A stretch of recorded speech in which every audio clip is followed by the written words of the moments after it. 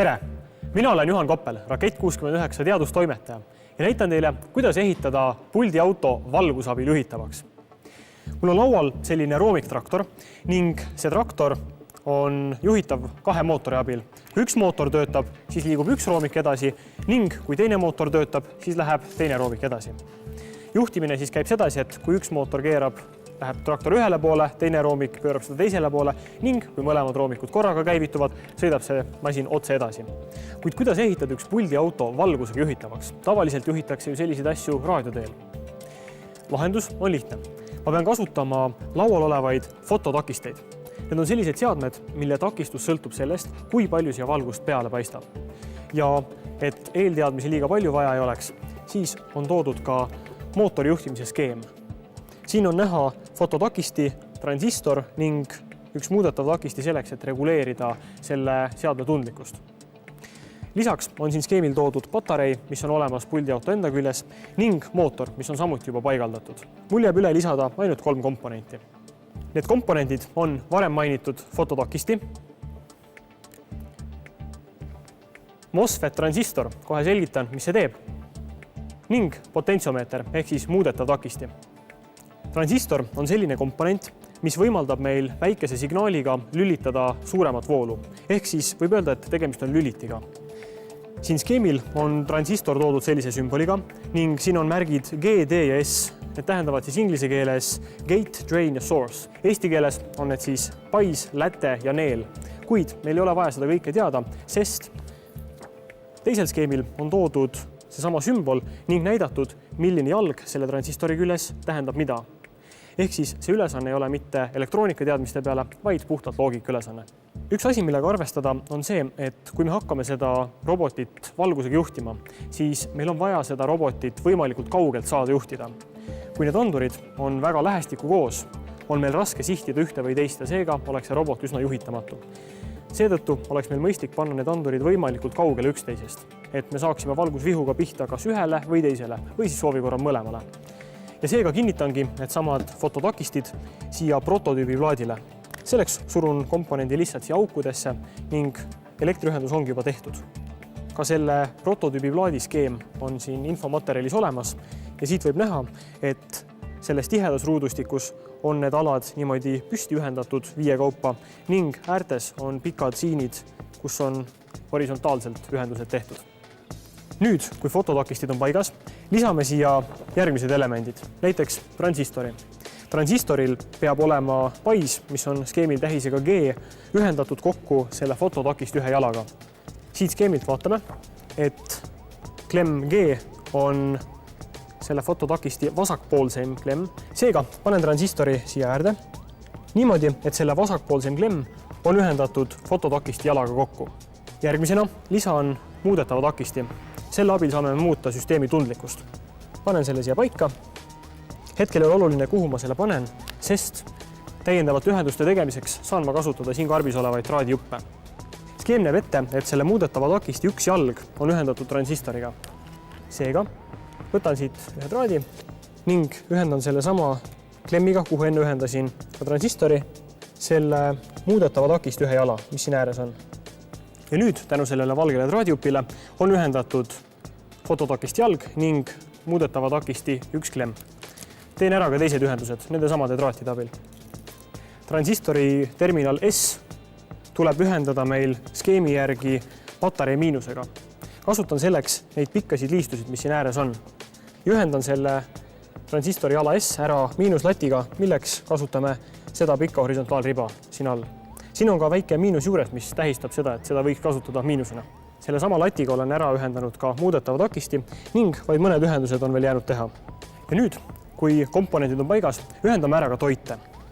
Toite juhtmed on robotil punane, mis tähendab plussi, ning must, mis tähendab miinust.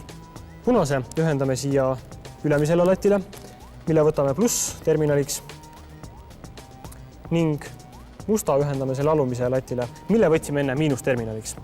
Nüüd tuleb ära ühendada ka mootorid. Võtame kõigepealt valgete juhtmetega tähistatud mootori.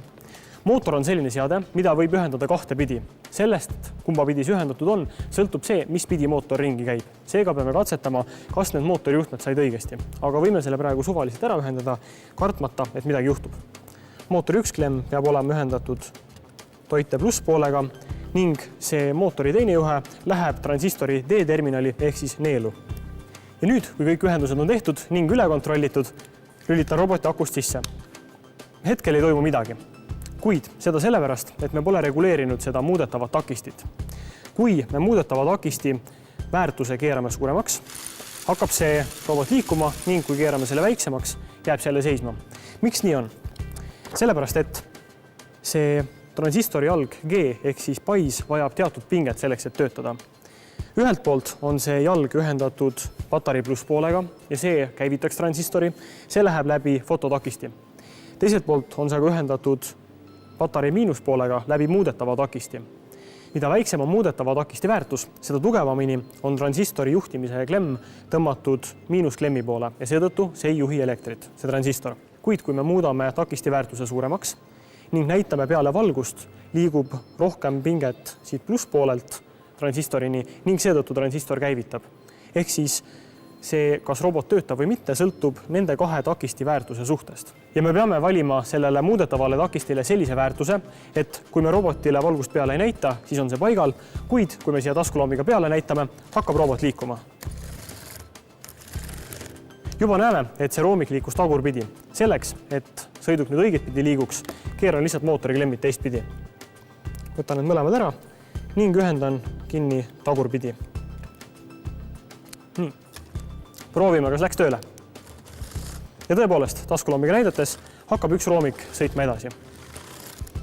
Nüüd teeme täpselt sama asja ka teise mootoriga. Skeem jääb samaks, aku on ühine, kuid ühendatud on see teise anduriga. Ning ka teine kanal töötab edukalt. Proovime selle ka taskulambiga järgi.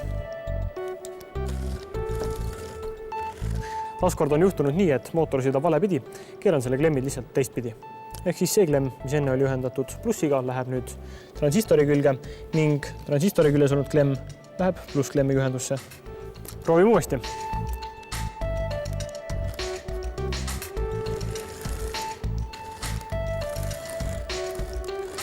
Ja robot ongi taskulambiga juhitav. Nüüd on aeg see ära katsetada. Selleks lähme võistlusrajale. Enne veel, kui sõitma hakkame, tuleb see robot võistlusrajale ära kalibreerida. See tähendab seda, et nende muudetavate takistite väärtused tuleb sättida ära vastavalt siin võistlusväljakul olevale valgusfoonile. Hakkan järjest suurendama tundlikkust, keerates seda nuppu päripäeva. Ning kui mootor hakkab tööle, keeran natukene tagasi. Ehk siis, kui siia lisavalgust peale ei paista, siis ei tohi see masin sõita. Samamoodi teen selle teise anduriga. Nüüd katsetame robotit õigetes oludes õige prožektoriga.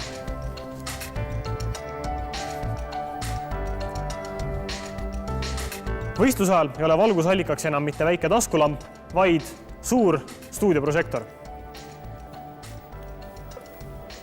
Saan seda vabalt ringi suunata ning muuta selle valgusala suurust. Ja selle valgusega hakkangi nüüd robotit jälitama, et see sõidaks ette nähtud litrini, võtaks selle magneti abil üles ning toon selle litri siis enda juurde tagasi. Alustame.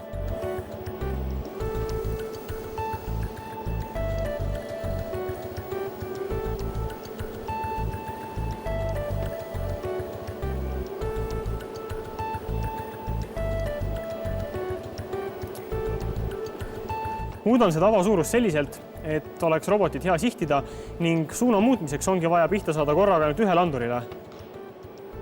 Ning jõudes selle litri lähedale, sõidan senikaua selle poole, kuni magnet võtab kinni, pööran roboti ümber suunates valgust ainult ühele andurile ning naasen seejärel robotiga edukalt starti.